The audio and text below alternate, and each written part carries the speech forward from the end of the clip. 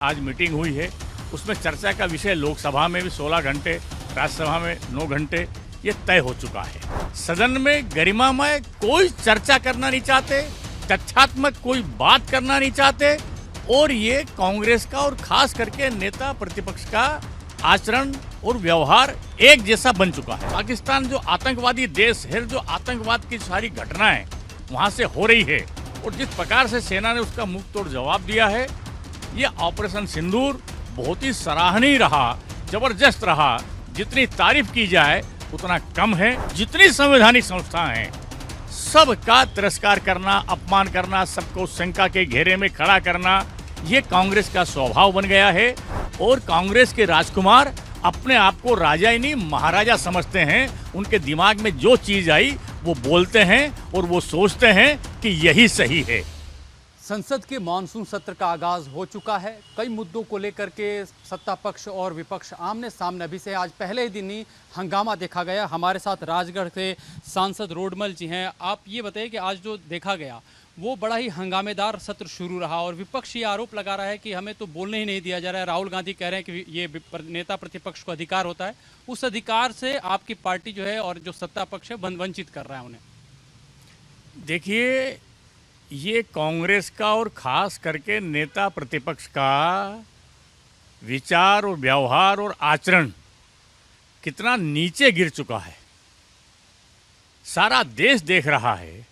जैसे ही question our प्रारंभ होता है सारे लोग बेल में आ जाते हैं। माननीय अध्यक्ष जी बार बार आग्रह करते हैं, बार बार निवेदन करते हैं, भाई ये क्वेश्चन आवर है, ये आपका अपना समय है, इसमें आप प्रश्न कीजिए।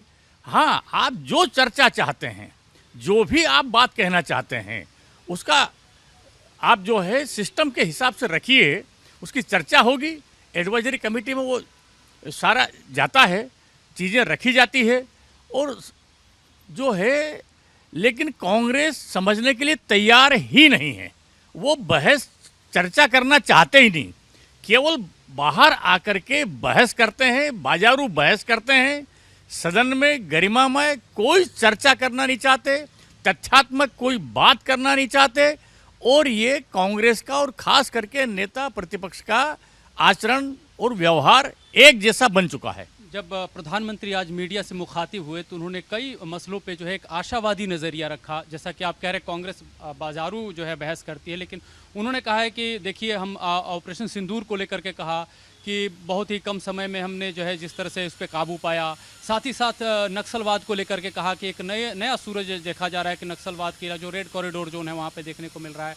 तो क्या ऐसा लगता है कि जो आपका नज़रिया सकारात्मक है, उस सकारात्मक नज़रिए से आप कल परसों में या बहस की चर्चा को अंजाम दे सकते हैं, आपकी पार्टी दे सकती है? देखिए, सरकार की ओर से लगातार विषय आ रहे हैं कि आप चर्चा कीजिए और चर्चा का समय भी मैंने मीडिया के माध्यम से सुना है। आज मीटिंग हुई है, उसमें चर्चा का विषय लोकसभा में भी 16 घंटे, राज्यसभा में 9 घंटे ये तय हो चुका है। और जिस प्रकार से जघन्य हत्या, जिस प्रकार से क्रूरतापूर्वक जो हमला पहलगाम में हुआ है और हमारे देश की सेना ने जिस प्रकार से उसका जवाब दिया है, जितनी प्रशंसा की जाए सेना की उतनी कम है।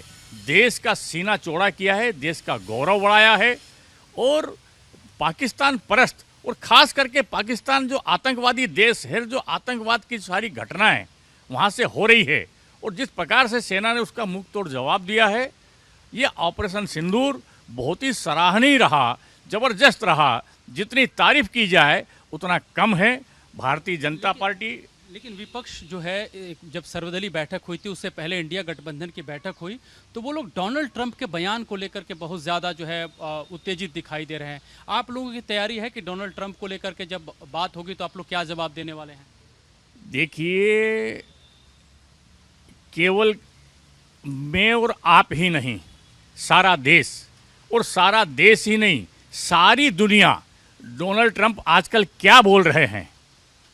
दुनिया का सबसे ताकतवर देश और उसका मुखिया दिन में 3-3 बार, एक बार नहीं 3-3 बार अपने बयान बदल रहा है। किस प्रकार से उनकी हंसी उड़ रही है, मीडिया के माध्यम से सारी दुनिया उसको देख रही है और उन बेकार की चीज़ों को बहस बना करके चर्चा में ला करके और वो बात कर रहे हैं, वो खुद जानते हैं, लेकिन क्योंकि वो तथ्यात्मक चर्चा चाहते नहीं, केवल विवाद करना चाहते हैं, बहस करना चाहते हैं, सड़क की बहस करना चाहते हैं, इसलिए कोई औचित्य नहीं है डोनाल्ड ट्रंप को लाने का। एक तो मामला वो ईडी और सीबीआई का फिर से लेकर के आ रहे हैं। भूपेश बघेल के बेटे को जिस अंदाज में अरेस्ट किया गया, वो लोग कह रहे हैं कि नोटिस भी देना चाहिए था, हम भागे थोड़ी हैं, लेकिन जो अरेस्ट हुआ है वो गलत है। भूपेश बघेल भी दिल्ली में अपना जमघट लगाए हुए हैं। बिहार में भी एसआईआर को लेकर के मुद्दा गरमाया हुआ है।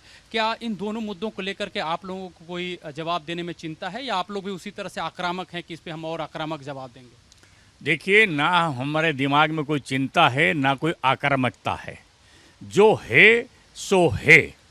कांग्रेस पार्टी का स्वभाव बन गया है देश में जितनी संवैधानिक संस्थाएं हैं उनका अपमान करना, उनका तिरस्कार करना, उनका डिमोरलाइज करना, ये कांग्रेस का स्वभाव बन गया है।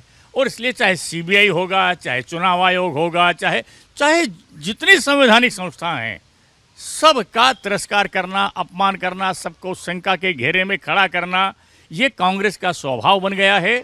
और कांग्रेस के राजकुमार अपने आप को राजा ही नहीं महाराजा समझते हैं। उनके दिमाग में जो चीज़ आई वो बोलते हैं और वो सोचते हैं कि यही सही है। लेकिन देश की जनता ये देख रही है। श्रीमान, आप अपने सिर की टोपी को अगर प्रधानमंत्री का ताज समझ रहे हो तो जनता उसमें भी आपका मजाक ही उड़ा रही है। आखिरी सवाल पूछूंगा। 1 महीने का वक्त है मानसून सत्र का। भारतीय जनता पार्टी आगामी दिनों को लेकर के क्या रणनीति अपनाए हुए, क्या तैयारी है आप लोगों की? भारतीय जनता पार्टी का एक ही उद्देश्य है, विकास, विकास और विकास, और विकास के साथ विरासत। विकास और विरासत सकारात्मक रूप से देश के प्रत्येक नागरिक को, अंतिम सीमा तक जो व्यक्ति अंतिम पायदान पर जो बैठा हुआ है, उसको अपने पैर पर कैसे खड़ा करें, इस देश का मान, इस देश का सम्मान और विकास और विश्वास की गति लगातार कैसे आगे बढ़ती रहे। 2047 में हमारा देश दुनिया में सबसे ताकतवर देश कैसे हो, उसका चरणबद्ध हम योजना बना करके चल रहे हैं। थैंक यू सर बातचीत करने के लिए। तो ये थे रोडमल नागर जी, जिनका कहना है कि भारतीय जनता पार्टी पूरी तरह से सकारात्मकता के साथ इस पूरे मानसून सत्र में पार्टिसिपेट करने जा रही है। इरादा है भारत की तरक्की को लेकर के अच्छे बिल और अच्छे सुझाव दिए जा सके। कैमरा पर्सन वसीम खान के साथ मैं अमृत तिवारी, विस्तार न्यूज़, दिल्ली।